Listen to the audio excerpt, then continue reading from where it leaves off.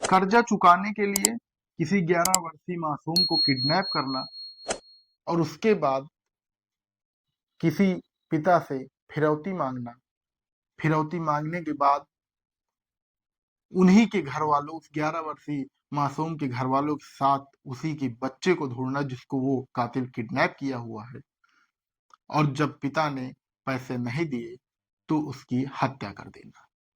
इतना ही नहीं, हत्या के बाद उसी के लाश के ऊपर वो कातिल सो रहा था।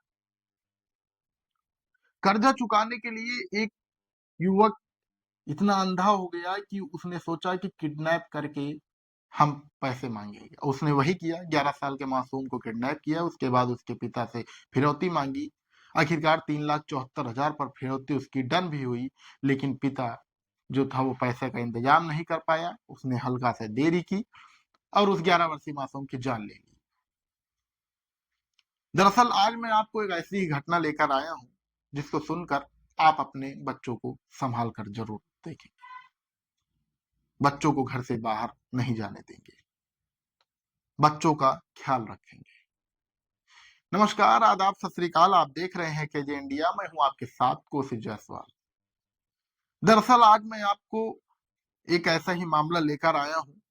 हालांकि इस वक्त हमारी आवाज आपको हल्की सी मोटी लग रही होगी क्योंकि सर्दियों का समय है और जुकाम इन दिनों तेजी पकड़े हुए है, लेकिन फिर भी रोज की तरह आज फिर आपके सामने मैं एक ऐसी ही कहानी लेकर आया हूँ। ये कहानी उत्तर प्रदेश यानी अपने ही राज्य के सुल्तानपुर जिले की है। सुल्तानपुर जिले में एक गांधीनगर है। गांधीनगर में एक घर था जहां पर एक 11 वर्षीय मासूम जिसका नाम ओसामा रहता है। कक्षा 4 का वो छात्र था, कक्षा 4 में पढ़ता था, 11 वर्ष का था।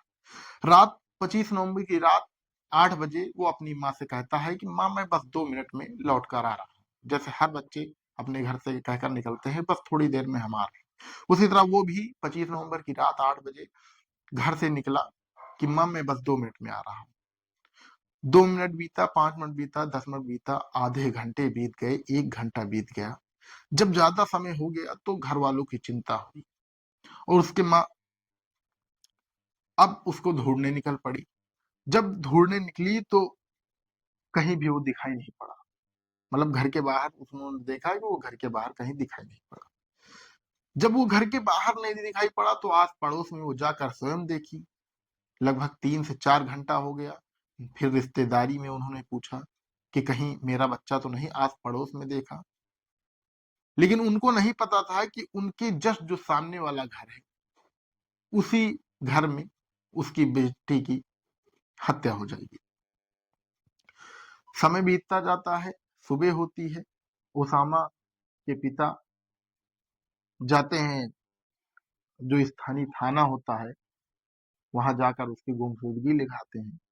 गुमशुदगी लिखाने के बाद अब पुलिस भी इस मामले में सम्मिलित हो जाती है क्योंकि बच्चे को ढूंढना था और पुलिस ढूंढती है। और फिर थोड़ा सा और समय बीतता है। दूसरे दिन समय का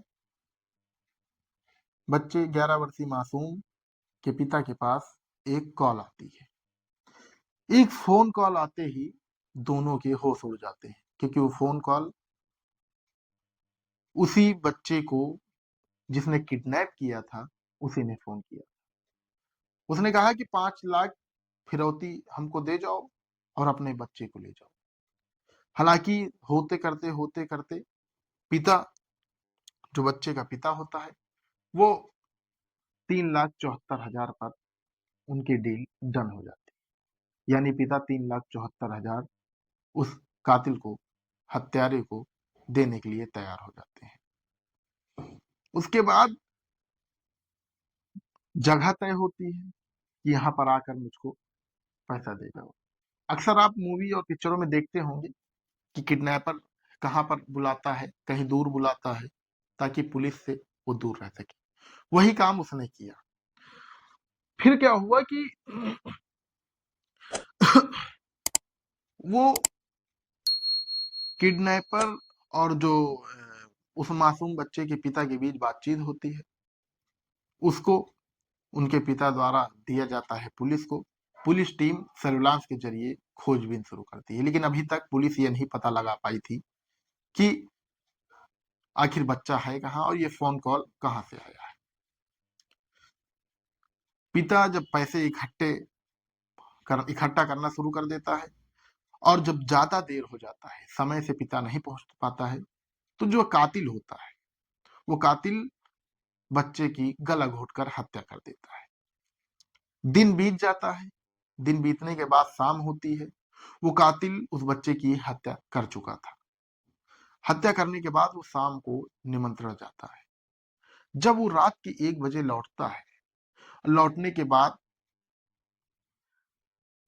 और लौटने के बाद फिर वो जिसका वो मासूम बच्चा रहता है जिसकी उसने हत्या की होती है, उसकी माँ से पूछता है क्या हुआ, अभी बच्चा नहीं मिला?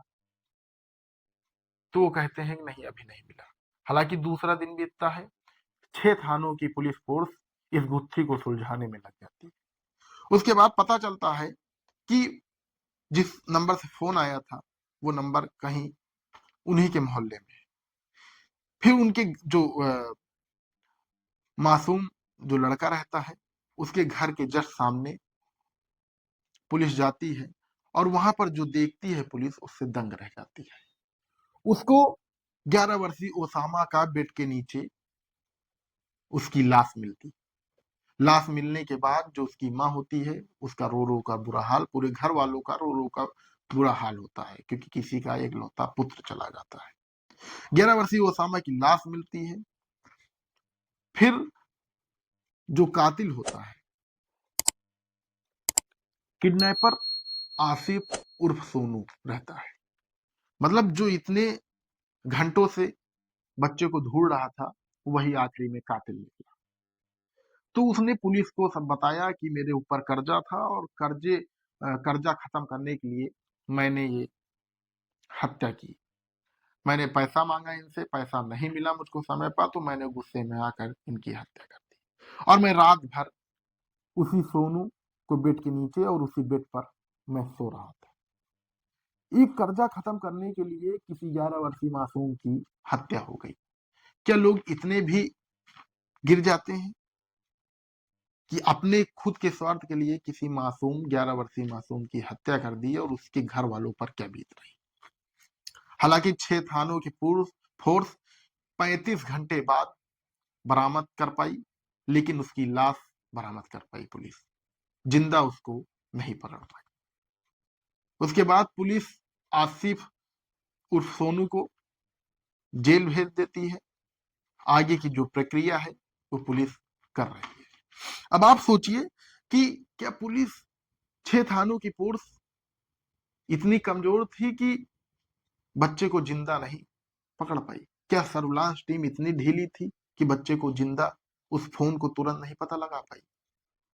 सोचिए उस माँ पर क्या बीत रही होगी, जिस माँ से ओसामा 11 वर्षीय ओसामा ये कहकर निकला था कि माँ मैं बस 2 मिनट में आ रहा हूँ, और 2 मिनट की राह देखते देखते वो हमेशा के लिए अपनी माँ और अपने पिता और अपने परिवार का साथ छोड़ दिया। बस ये कहानी इतनी ही थी। इस कहानी को सुनाने के लिए मुझको भी मेहनत करनी पड़ी, क्योंकि जुखाम तेज था। लेकिन हमने सोचा कि रोज रात को आपको कहानी देते हैं, एक स्टोरी आपको सुनाते हैं, तो आज गैप ना हो और आप तक कोई ना कोई कहानी जरूर पहुंचाएं। लेते हैं आपसे विदा, और फिर एक नई कहानी और एक नई स्टोरी लेकर आपसे फिर मिलेंगे। तब तक के लिए नमस्कार।